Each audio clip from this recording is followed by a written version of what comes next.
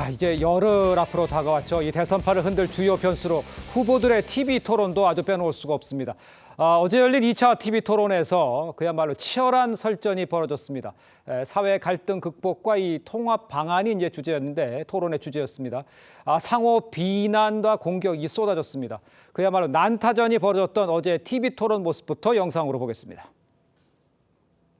형님을 성남시장으로서 정신병원에 강제 입원시키려고 하다가 그것 때문에 형수님하고 욕을 하고 다투고 이렇게 된 거 아닙니까? 가정도 제대로 못하는데 어떻게 나라를 통합시킬 수 있겠습니까? 수양이 부족으로 제가 사과 말씀을 다시 드립니다. 그러나 김문수 후보는 이런 말을 할 자격이 없죠. 굳이 따지자면 본인은 갑질을 하지 않습니까? 그 소방관한테 전화해서 나도 김문수인데 뭐 어쩌라는 거예요? 지금 정광훈 목사를 비롯한 극우 세력들과 여전히 깊은 관계를 맺고 있어 보이는데 표선 그걸 단절해야 정상적인 민주공화국의 대통령이 될 수 있을 거라고 생각합니다. 정광훈 같은 극우 세력과 단절할 생각은 없는지. 제가 거꾸로 묻습니다.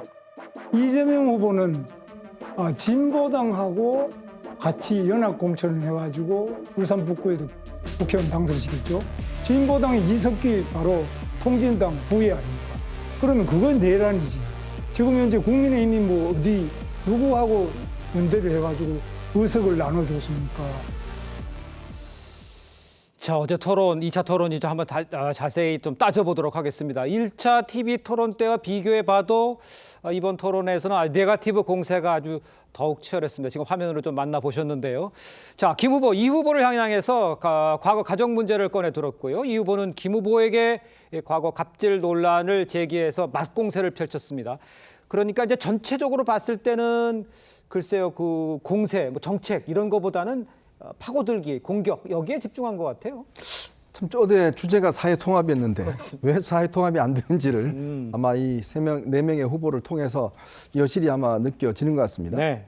아마 각 진영을 어떤 대표하는 분들이기 때문에 참 골이 깊다라는 생각이 많이 드는데요. 네. 1차 때에 비해서 꽤 이제 네거티브 공방들이 많았습니다. 사실 네거티브라는 게 원칙적으로 말하면 좋지 않은 거죠. 그렇죠. 근데 이게 선거전에서는 꽤 파급력이 크고 또 나의 어떤 장점보다는 상대방의 약점을 드러내는 게 선거 전략상 어떤 유리할 때가 있습니다. 그러니까 선거전이 점점 이제 끝으로 갈수록 점점 네거티브가 이제 심해지는 것도 그 효과 때문에 이제 그런 거 아니겠습니까? 네. 아무래도 이제 이재명 후보 같은 경우는 지난데보다는 굉장히 좀 뭐랄까 조심하고 좀 방어적인 어떤 입장들. 아무래도 이제 지난 1차 토론에서 꽤 논란이 있는 발언들을 했기 때문에 뭐 그런 걸 시키든지 상대방의 공격에 대해서 뭐 크게 어떤 보다는 조금 더 방어적인 전략을 취했고 그다음에 이 김문수 후보 같은 경우는 처음부터 굉장히 아마 이 공격을 세게 한 것 같아요. 바로 시작부터 그랬죠. 지난 1차 토론 때 같은 경우는 아무래도 이준석 후보에 비해서 좀 밀렸다 이런 평가를 받으니까 본인이 직접 나서서 어떤 공세를 취하는 그런 거였는데 사실은 뭐 주제가 이미 다 국민들이 알고 있는 사안이기 때문에 공격 자체가 그렇게 매섭지는 않았다는 생각이 들고 이준석 후보 같은 경우는 역시 이제 본인이 가지고 있는 장점 디테일에 강하다라는 부분들을 이제 공격을 한 것 같은데 그만큼 1차, 2차에 비해서 일단 이 사안 자체에 대한 이해도가 높다. 그리고 본인이 어떤 가지고 있는 전문성이 있다. 뭐 이런 것들을 이제 아무래도 비춰줬을 텐데 이제 지금 이준석 후보 같은 경우는 아무래도 1차 때의 큰 성과를 봤기 때문에 그러한 점들을 좀 강조를 한 것 같습니다. 알겠습니다. 전체적으로 이제 어떻게 진행됐는지를 좀 평가를 해주셨는데 좀 내용을 좀 들어가 보죠. 이재명, 김문수 후보 이제 서로를 향해서 내란 세력이라면서 이념 공세도 이어갔습니다. 각각 이제 보수와 진보 쪽 강성 인사로 꼽히는 전광훈 목사 또 이석기 전 의원을 언급을 하면서 연대하지 않았냐 이렇게 공방을 벌였는데 먼저 조기현 변호사께서는 이념 논쟁 이 부분에 대해서는 어떤 생각 갖고 계세요? 그 이재명 후보가 먼저 얘기했던 내란 세력과 같이 하고 있는 게 아니냐는 이념의 문제는 아니죠. 내란은 형법상 대통령의 최고 범죄 행위입니다.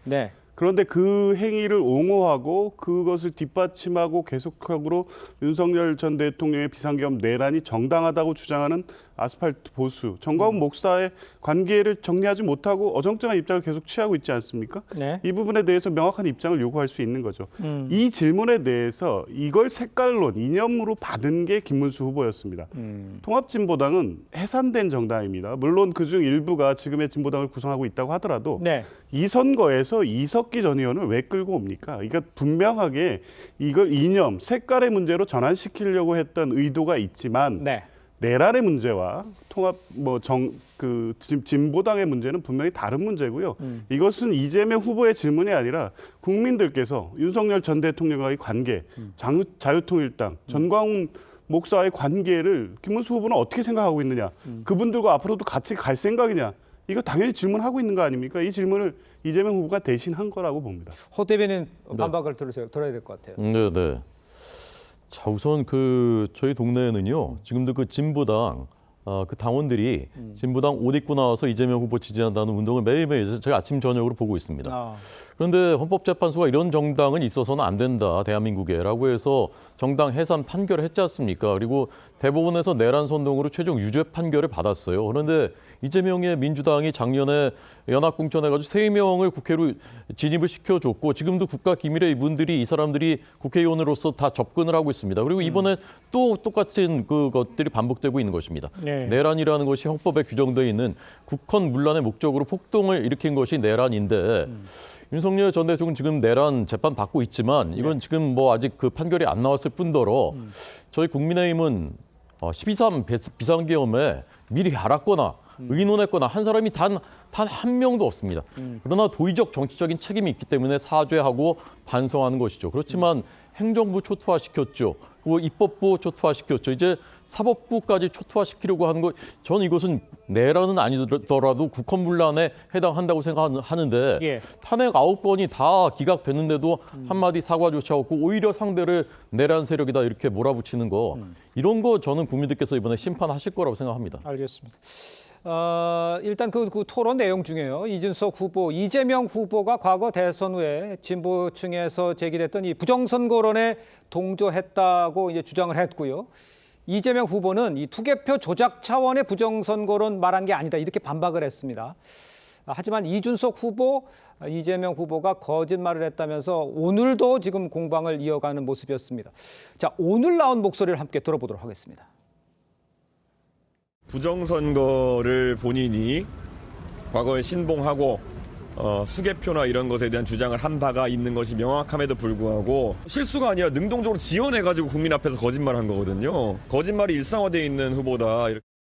후보님 그 17년 페이스북 보면 이제 전상대표 부정을 주장하신 걸로 알고 있는데 모르겠는데 제가 하도 오래전 일이라서 정확한 기억이 없는데 어쨌든 제 기억으로는 당시에 국정원의 댓글 조작을 통한 이제 선거 부정을 제가 주로 얘기했던 것 같고 당시에 수개표를 해야 되는 거 아니냐, 부정선거를 했다는 게 아니고 그 우려가 있었던 것 같아요.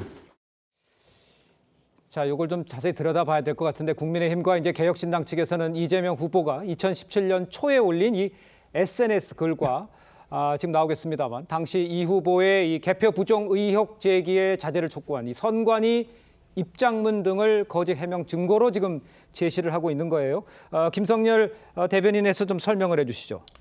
예, 일단 이재명 후보가 너무 뻔뻔하게 거짓말을 하고 있다라는 생각이 듭니다. 네. 명확한 증거가 나와 있어요. 지금 앞에서 보셨다시피 본인이 2017년도에 본인의 명의의 SNS에다가 이거는 3.15 부정선거 이후에 가장 큰 부정선거다라고 본인이 올리셨어요. 예. 그 정도가 얼마나 심했냐면은 중앙선관위에서 직접 콕 집어서 이재명 성남시장은 이런 부정선거 주장을 좀 자제해라 라고 보도자료까지 낸단 말이에요. 이렇게 확실한 사실을 나왔는데도 불구하고 나는 그런 기억이 없다. 그럼 그 사실이 없어집니까? 아니지 않습니까?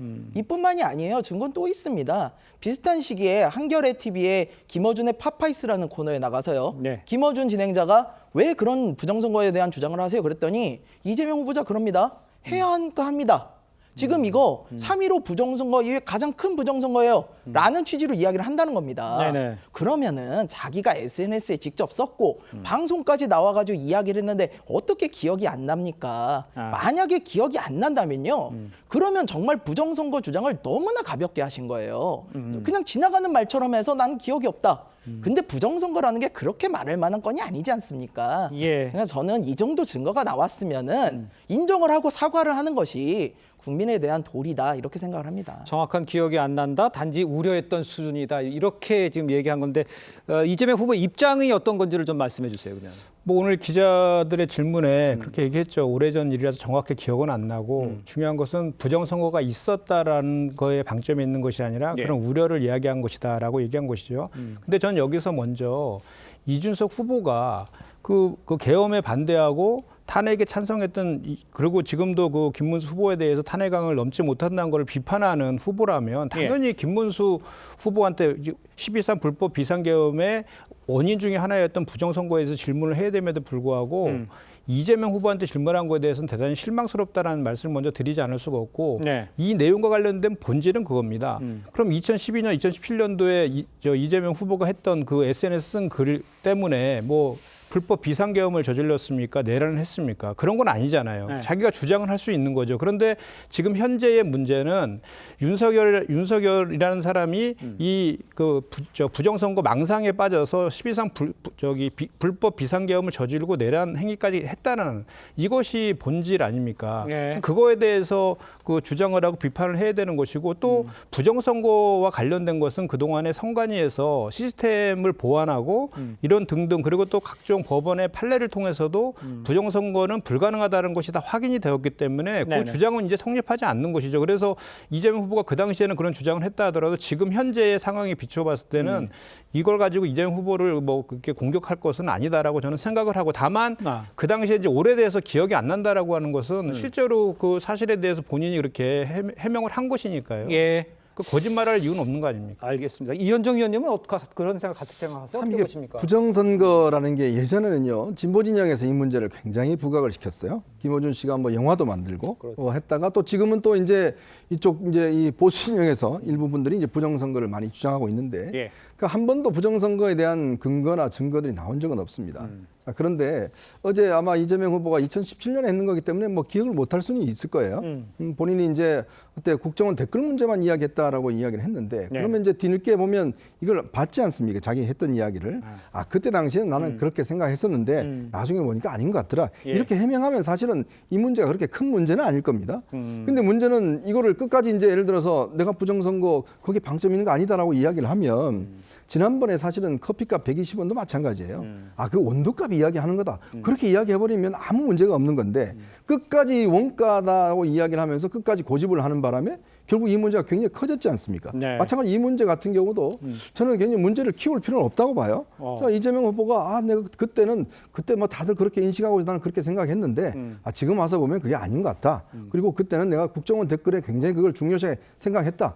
이렇게 설명하시면 될 텐데 왜 자기가 했던 말에 대해서 뭔가 이 잘못하는 것을 이게 문제가 삼는 건지. 더군다나 이게 지금 민주당에서 없애려고 하는 허위사실 공표의 행위 문제 아니겠습니까? 그러니까요. 그죠? 근데 예를 들어서 이걸 없애버리면 앞으로 누가 나와서 TV 토론 나와서 너 옛날에 그런 이야기 한 적 없어요.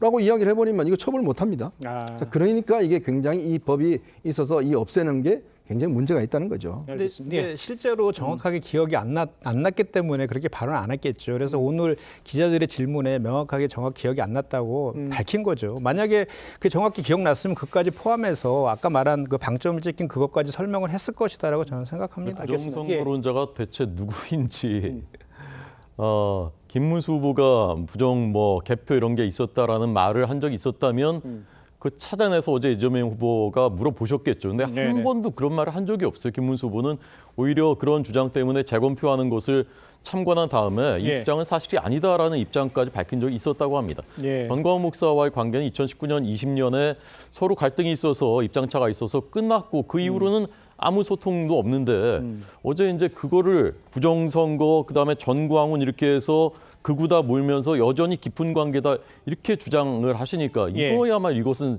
정말 허위사실에 명백히 해당하는 거죠. 그리고 의도적 거짓말이라고 생각하고 고발을 할 계획이라고 들리는데 그건 그 진행상은 어떻습니까? 그거 제가 정확히 모르겠습니다. 내용은 아직 모르시고요.